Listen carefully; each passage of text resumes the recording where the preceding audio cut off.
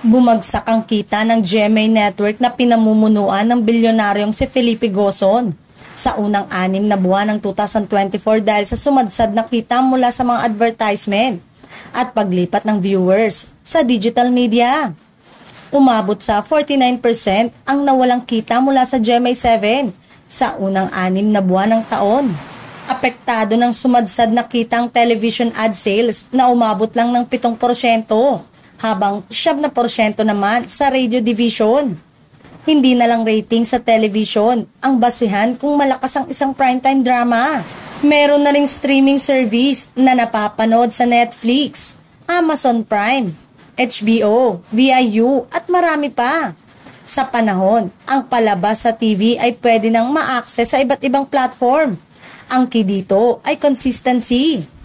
Ang FPJ Batang Quiapo na lang ni Coco Martin ang talagang namamayagpag sa telebisyon. Kaya talagang itinotodo nila ngayon ang mga susunod na episode. Ang latest na narinig, halos araw-araw nang nagtitaping ang teleserye ni Coco Martin dahil nakatakda raw itong umalis patungong ibang bansa.